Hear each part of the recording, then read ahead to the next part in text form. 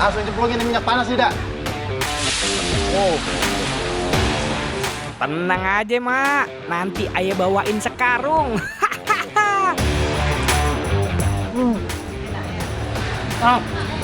Manis, pedas, gurih, itu pas nih. Keripik ini emang istimewa. Singkong yang jadi bahan bakunya aja bukan dari jenis biasa. Namanya umbi orang Minang nih ya. Umbi orang Minang ya, Dak. Sebesar lengan, Dak. Iya.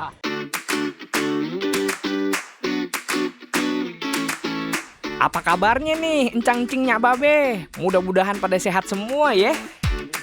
Banyak yang ngira semua singkong itu sama aja. Padahal di Sumatera Barat ada singkong roti yang teksturnya lebih empuk dan jadi rahasia enaknya keripik sanjay khas Minangkabau. Nah, hari ini Aye lagi ada di kebun singkong roti di Jorong Pulutan, Kecamatan Harau buat ikut panen langsung. Aye juga penasaran, emang bener singkong ini beda dari singkong biasanya? Kira-kira ini, Dak, dari banyaknya pohon singkong ini yang udah siap kita cabut yang mana ini, Dak? Ini yang di pinggir-pinggir Ini udah besar? Ya. Wah, itu juga ada yang besar juga dalam juga? Iya, ada. Wah. Semuanya bisa nih. Oh, besar-besar ini, Dak, isinya nih. Singkong yang udah siap panen biasanya ditandain dengan jumlah daun bagian bawah yang mulai berkurang dan kondisi batangnya kelihatan kokoh. Ya, boleh, Dak, ayo. Sikat, Dak. Wih. Proses panen diawalin dengan acara potong dahan ame batang singkongnya dulu. Dahan yang terlalu banyak bakal bikin batangnya susah ditarik. Lantaran itu, bagian atas tanaman dipotong terlebih dahulu. Wow. Alhamdulillah, Dak. Coba, Dak, angkat aja, Dak. Wah. Oh. Namanya ubi orang Minang nih ya. Umbi orang Minang ya, Dak. Sebesar lengan, Dak. Iya. Nah, ini nih yang bikin singkong roti atau bahasa lokalnya disebut ubi roti ini berbeda dari singkong yang lain. Ukuran umbinya lebih gede dan numbuh kuat bersembunyi di dalam tanah. Jadinya kudu digali dulu. Kondisi tanah yang subur bisa bikin singkong roti ini tumbuh optimal.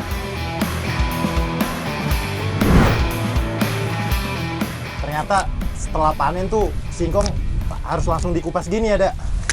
Iya, baru ditimbang. Timbang ya. Sanjay. Oh, ini buat keripik sanjay. Iya. Oh, jadi harus dikupas di kebun. Iya. Yang saya tahu kan kalau di pasar nih, Dak, ya masih ada kulitnya. Ternyata ini pesenan ya. Umbi singkong yang masih dipenuhin tanah dikumpulin dan dibersihin dengan cara dikupas.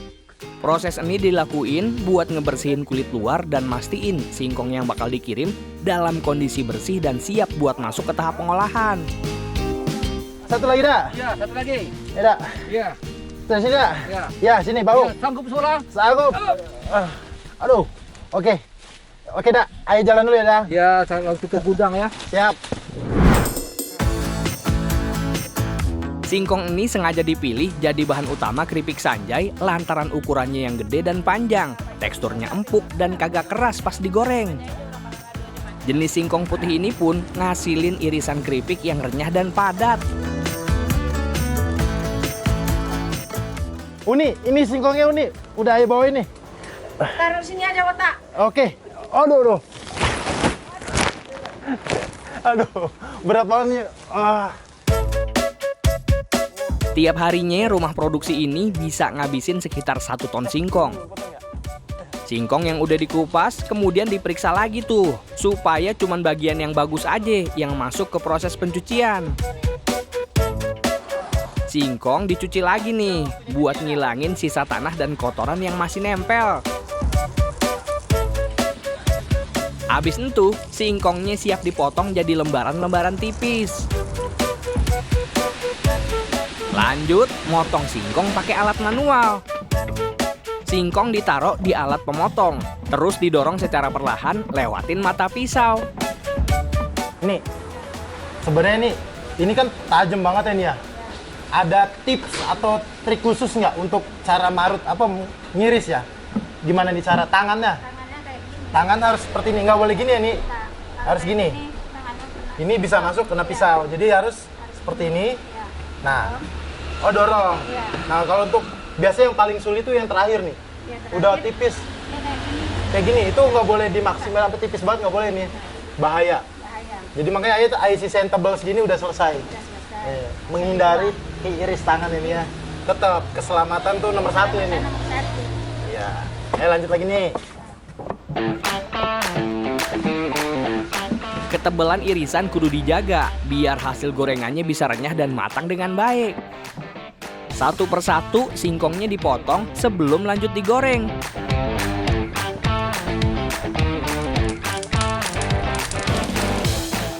Ini udah selesai ayah iris nih, Dak.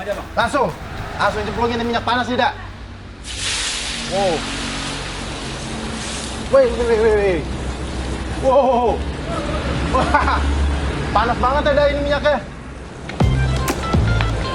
Irisan singkong dimasukin ke dalam minyak panas selama kurang lebih 3-7 menit. Sesekali diaduk pelan-pelan supaya semua bagiannya dapetin panas minyak secara merata dan irisan singkongnya kagak saling nempel. Diam aja. Oh, gimana ya, Dak? Dengan terus digerakin kayak begini, bikin singkongnya matang merata dengan teksturnya yang renyah dan kagak ada yang gosong. Kalau untuk singkong ini, Dak, Kalau udah matang, keripiknya diangkat terus ditirisin.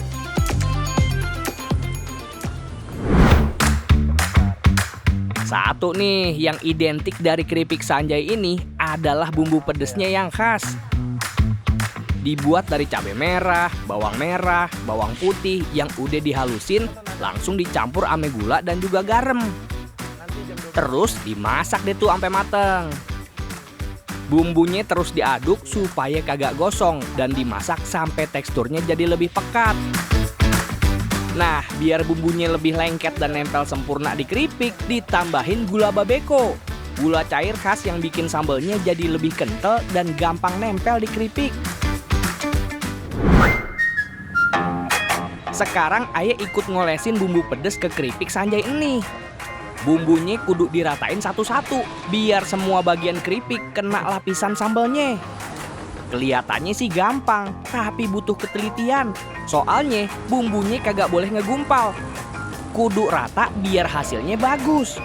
Tapi juga kagak boleh kebanyakan. Soalnya kalau kelewat tebel, keripiknya bisa kagak renyah lagi dan gampang hancur. ini kita kan lagi ngerjain berapa? 1 karung, 2 karung.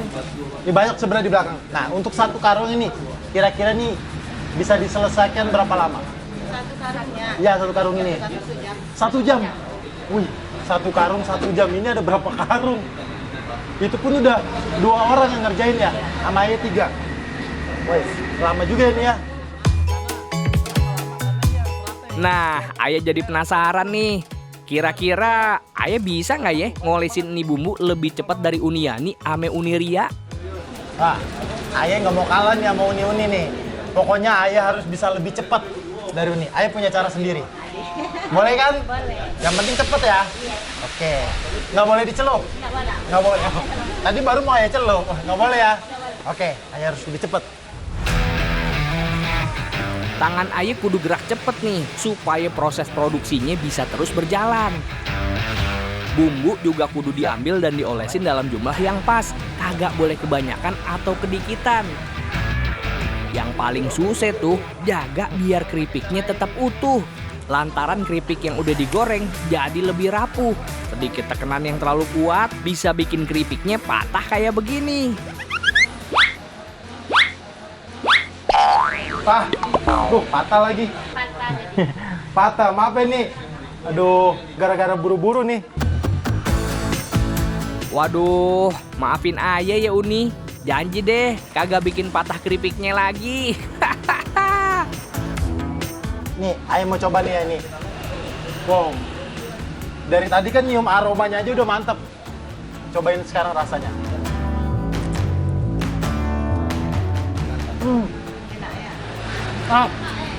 Manis, pedas, gurih, itu pas nih. Wah, ini kerupuk Sanjay mantep nih. Baru mateng lagi ya. Buat yang takut, minggir. Wah, nih.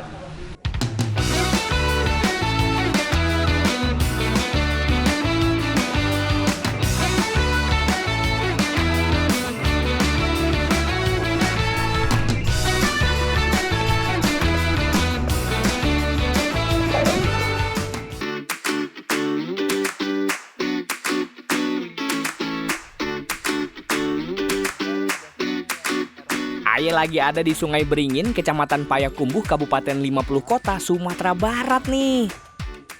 Di tempat ini ada tanaman kecil yang lagi banyak diburu petani sama peternak. Katanya sih bukan cuman buat pakan ternak ame pupuk aja, tapi juga aman buat dimakan ame manusia. Beneran bisa dimakan? Yuk kita buktiin. Ibu, Dak, lagi ngapain? Ngambil panen azola. Panen azola. Azola. Azola Ya, tak? azola. Ayo boleh ikutan nggak? Panen Boleh. itu? Boleh. Boleh? Ya. Oke. Oh. Wah, Nah, ini meceng gondok, Dak. Bukan, ini azola ini. Azola. Azola adalah tumbuhan paku air yang berukuran kecil yang ngapung di permukaan air. Nah, kebetulan pas lagi ada yang panen nih. Ayo bantuin ah. Nih, Dak. Ya tak. Nih, Azola ini kan Ya. ayo lihat nih, Dak. Ini tuh kayak di air keruh, Dak. Ya. Dan apa ya? Kayak agak bertanah juga. Habitatnya dia sebenarnya di mana, Dak? Sebenarnya dia bagusnya itu tak di dalam air keruh ini, karena air keruh itu ada sumber makanan dari azola itu. Azola dikenal punya pertumbuhan yang cepat. Selain itu, tanaman ini juga punya kandungan protein tinggi, kaya vitamin dan mineral. Jadinya bisa bantu pertumbuhan daging dan telur sekaligus ningkatin kekebalan tubuh ternak biar kagak gampang sakit. Makanya Azola ini dijulukin sebagai tanaman hijau serbaguna. Dak, Ya. ini Ya tak. dipanen untuk dimasak. Dipanen untuk ternak. Untuk ternak. Ya, Serius, Dak? kambing sama bebek. Oh, Ya. buat pakan bebek. Iya. Ini bebek doyan. Iya. Panennya mah gampang, tinggal diserok aja pakai jaring halus. Tapi asal jangan serok sampai habis. Sisain dikit di kolam biar azolanya tumbuh lagi. Jadi dalam waktu 10 hari udah bisa panen lagi. Enak kan? Makanya banyak petani seneng nanam azola. Sekali punya bibit bisa panen berkali-kali. Lantaran tanaman ini punya kemampuan membelah diri yang luar biasa.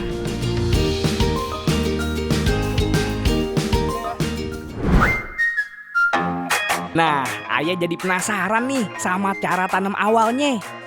Yang harus kita siapin. Yang kita siapin isi kolam dengan air. Lahan kosong dulu ya intinya ya, sama air ya. Kosong, isi air. Terus? kan. Terus kita ambil kotoran Kohe. hewan. Kohe itu singkatan dari kotoran hewan.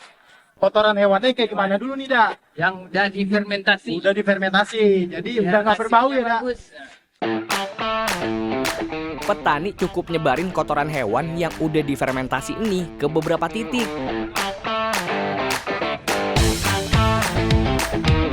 Dikasih kohe, Jadi kita kasih kohe terus, Dak.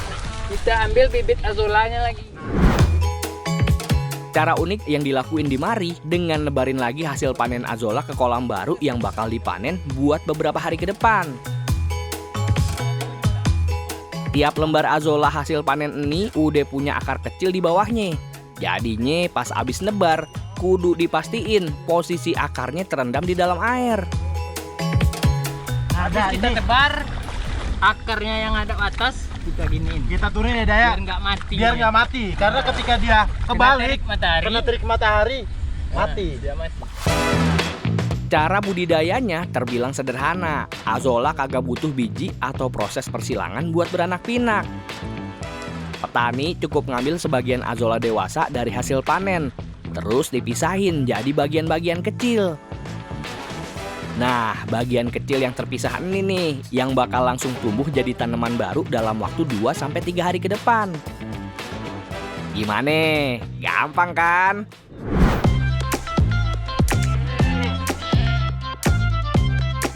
Nah, ngomong-ngomong soal penggunaan azola, keberadaan tanaman ini sebenarnya kagak bisa gantiin pakan utama sepenuhnya.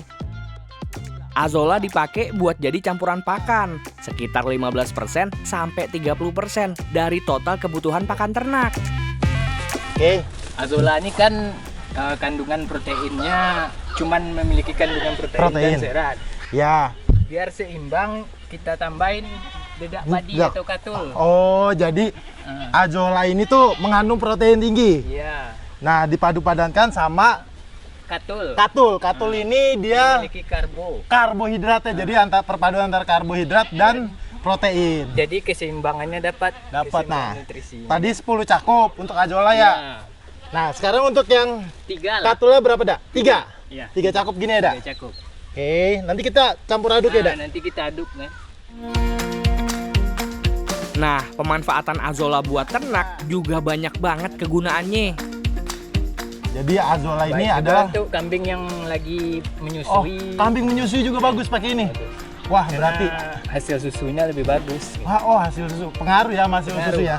Jadi azola ini selain untuk ternak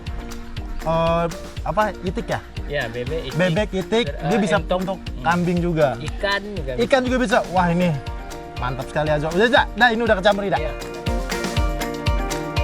Dah, udah kecampur nih. Langsung, oh udah nungguin. Udah nungguin. Kamu udah nyium aroma azola ya? Iya. Ayo, sini makan, makan. Oh, ayo sini makan. Tuh, lihat aja. Nih kambing doyan banget. Aroma dari azola ini juga beda banget sama beberapa tanaman liar lain. Azola ini punya aroma alami yang bikin nafsu makan kambing jadi naik.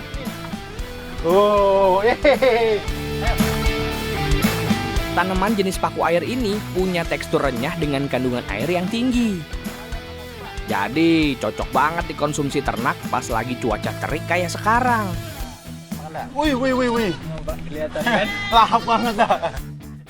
Nah, ngomong-ngomong soal azola, selain buat campuran pakan ternak, ternyata azola juga bisa dimakan ame manusia.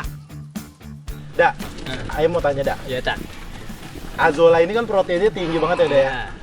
Tapi untuk hewan, Iya. harusnya yang namanya Juga. protein tinggi bagus juga untuk manusia nih, Dak. Kira-kira bisa nggak sih Dak dimakan untuk manusia nih? Nah, menurut saya kan, Ya. pernah lihat jurnal Ya. penelitian di luar negeri lagi gencar-gencarnya melakukan penelitian tentang azola yang bisa untuk dijadiin pakan sumber pangan oleh Sumber manusia. pangan oleh manusia. Ya. Ayo penasaran. Mau Mau cobain coba. azola. Ya. Iya. Jadi Ayah mungkin orang yang pertama. Kalau di luar negeri baru diteliti. Iya. Kalau Ayah langsung cobain. Gas, kagak nunggu lama. Aye langsung nyobain kayak gimana sih rasanya azola ini. Dak. Tapi ini udah bersih kan? Udah dicuci. Udah dicuci ya, bersih ya. Jadi udah aman ya. Oh, Aman. makan. Gini. Penasaran nih, Dak. Ayah mau makan yang katanya ya azola sumber protein tinggi. Hasil riset dari Penn State University Amerika Serikat nemuin data kalau kandungan nutrisi azola selain protein juga ada kandungan omega 3 sama omega 6 dan banyak vitamin lain, jadinya bagus buat kesehatan. Gimana, Tan? Enak? Gimana rasanya? Belum bisa dibilang enak atau enggak karena baru dikunyah. Rasa azola mentah itu mirip banget sama mentimun muda atau daun selada air. Tapi yang ngebedain ada sedikit sensasi rasa tanah di ujungnya. Tapi rasa daun tuh gimana ya? Susah dijelasin enggak? Iya. Masih aman lah kalau untuk dimakan, tapi alangkah baiknya dimasak. Kalau mentah ya cukup aja dah, jangan yang lain jangan dicoba ya dah ya. Iya.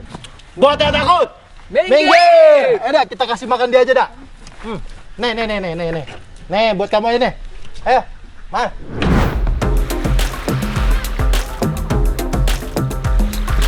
Aye bareng ame Bang Andi dan Ara lagi pengen nyari salah satu makanan dari bawah laut Pantai Mutiara, Lombok Utara. Warga sini sih biasa nyebutnya bembulung, sejenis tumbuhan laut yang adanya di perairan sini.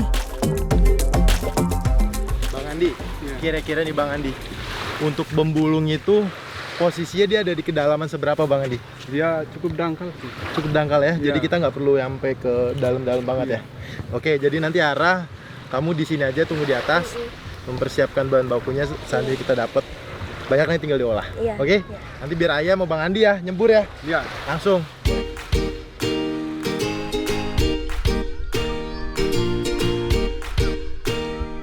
Biar mate kagak pedes, Aye kudu pakai Google alias kacamata nyelam.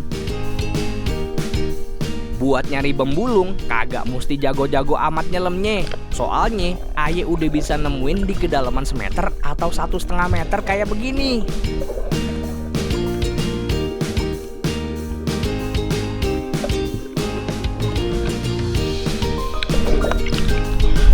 Oh, dapat. Ini bukan bang? Ya. Nih, ini bukan ya? Ini bukan. Nah, ini yang kita cari. Ini bang, namanya tadi apa bang? Bembulung. Bembulung ini yang akan kita manfaatkan. Ini bang, taruh sini bang. Bembulung ini masuk kategori alga hijau. Bembulung bentuknya agak bulat dan hidupnya nempel di batuan bawah laut.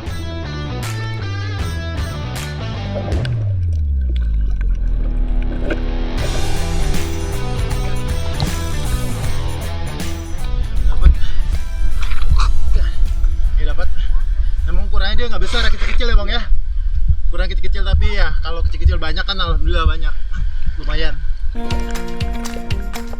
Aye ngambil secukupnya aja buat jadi bahan makanan alternatif.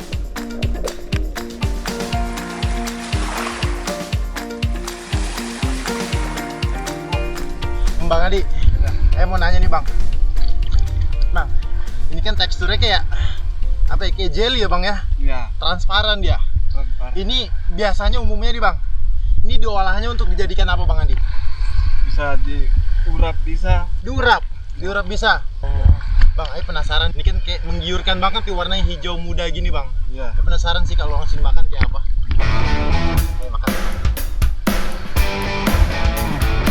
Begitu masuk mulut, rasa lautnya langsung keluar. Rasanya kayak makan tulang muda. Rasanya asin. Rasanya asin dan amis bang. Bener bang? Ya. Bener nggak gini? Benar. Tapi kalau ini sudah dikasih air hangat, Hilang. asinnya. Asinnya hilang. Oke. Ayo bang Andi. Udah kebetulan udah dapat banyak kan ini. Ini masukin lagi bang.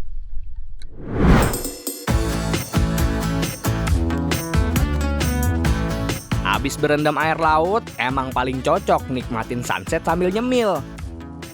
Kalau kata Bang Andi, bembulung ini paling jos dibikin urap khas Lombok Utara.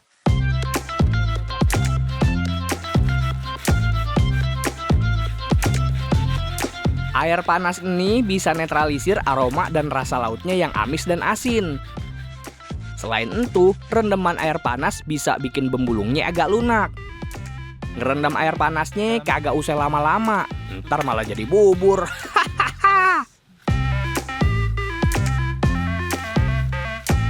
Campur kelapa parutnya sama bumbu khas Lombok yang pastinya pedas. Tinggal cemplungin bembulung, aduk lagi sampai kecampur semua. Oh, ayo Bang Andi, cobain Bang.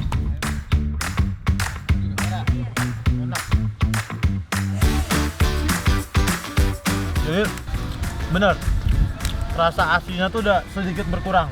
Ditambah lagi pedas sama bumbu-bumbu yang arai ulek itu campur, jadinya mantap. Tapi dia nggak ngerubah tekstur tetap kriuk. Masih dalam.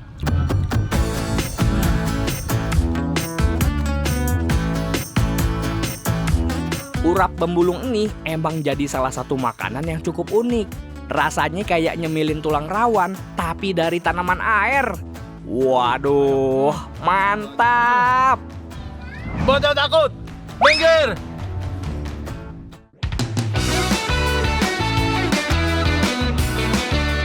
Pak, ayo nggak nyampe nih Pak. Ayo. Apalagi aku. Ayo. Hah? Bisa tuh. Cepat. Ayo Pak. Terus Pak.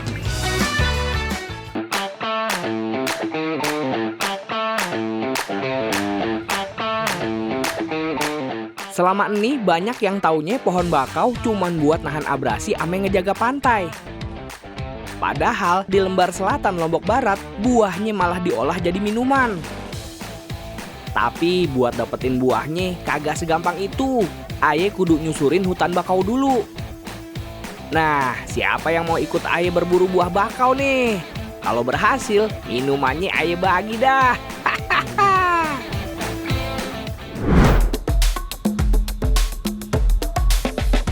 Aye kagak sendirian. Sekarang Aye lagi bareng sama besti Aye nih. Ade Pak Mamat, Bang Din, Lina, sama Sri.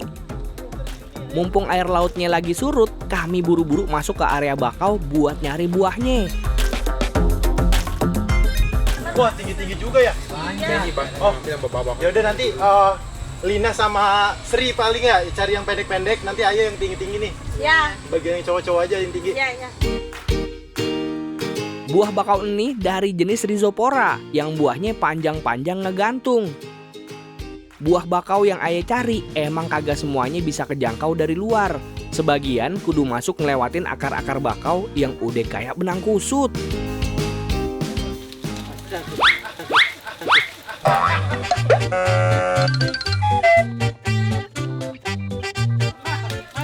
Ayo Pak. Aduh Pak, hati-hati, ayo. Akar bakau ya Pak, rapuh ya Pak. Iya. Untung Ayah nggak injek Pak, kalau Ayah injek kita patah Pak. Sudah. Aman ya Pak. Syukur dah Pak Mamat kagak kenapa-napa. Buah yang di bawah kayaknya udah mulain habis nih. Tangan Ayah sama Pak Mamat udah kagak bisa ngambilnya. Pak, Ayah nggak nyampe nih Pak. Ayo. Apalagi aku. Ayo. Hah? Bisa kok. Bisa Pak. Ayo Pak. Terus Pak. Maju. Iya. Wah, Ayah punya ide biar lebih cepet buah bakaunya terkumpul. Ayah coba tarik akar bakau sekuat tenaga sampai batang kayunya melengkung ke bawah. Nah, kalau udah begini, tinggal petikin dah tuh buah bakaunya.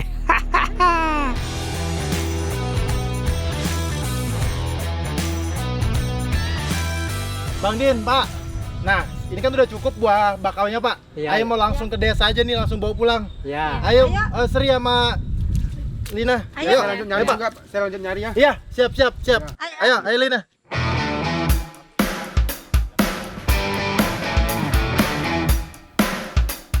Buah yang tadi Ayah petik, cuman bagian bulat nih aja yang dimanfaatin. Belah, terus buang bijinya begini. Waduh, pegel juga ya ngerjainnya. Lantaran kudu ngebelahin ama nyongkelin atu-atu. Kapurnya tuh. Kapurnya? Oh, pakai kapur. Oke, ini semuain atau gimana? Semuanya. Sekarang buahnya kudu direndam pakai air kapur. Sri, Ya. Lina. Ya. Ini kan udah kita kasih kapur. Nah, kapur itu tujuannya untuk apa sih? Membersihkan getahnya.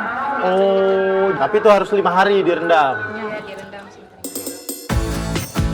Setelah 5 hari, kandungan getahnya hilang, baru dijemur buah bakaunya. Ini yang udah dijemur. Oh, ini jadi yang udah dijemur. Oh iya, tuh udah kering ya? Iya. Oh iya, ini keras ya, setelah dijemur berarti udah kering nih. Udah bisa jadi minuman berarti nih ya, Lin? Sampai dulu. Oh, ada proses lagi? Iya. Ayo Lina, sekarang kita langsung sangrai aja ya. Iya. Ayo, Sri di sini dulu ya. Ya. Wajan gerabah udah ngeluarin asap. Tandanya buah bakau kering udah bisa disangrai. Proses nyangrai tradisional begini kudu ngandelin feeling buat mastiin udah mateng apa belum. Biasanya nih kalau sangrai buah bakau ini, dia itu berapa lama? Kurang lebih. Atau dilihat dari tekstur warnanya harus sampai coklat? Oh, sampai hitam. Oke, ini kan masih coklat, berarti nunggu sampai kehitaman baru bisa diangkat. Kelihatannya sih gampang, tapi makin lama disangrai, asapnya makin banyak. Udah kuat. Nah, si Lina kabur. Karena ini asapnya emang pedih banget. Oh, Biar kate Ayah nangis kayak abis nonton drama Korea, tapi Ayah kudu kuat nyangrai buah bakau kering nih sampai mateng. kita harus coba nih. Yang membuat mata Ayah keluar, air mata Ayah keluar. Ayah harus coba rasanya apakah setimpal sama pengorbanannya. Buah bakaunya udah mateng nih. Ayah tinggal nunggu adem sebelum lanjut diseduh.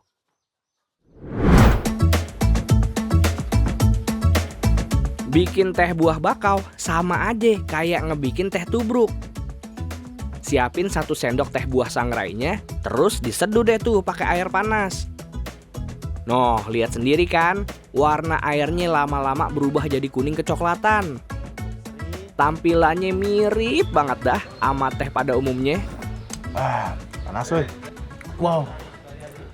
Aromanya kayak merasa. iya, aroma laut ya. Iya. Enak. Ini kalau minumnya pagi-pagi cocok banget. Pas diseruput, teh bakau ini rasanya ringan tapi khas banget.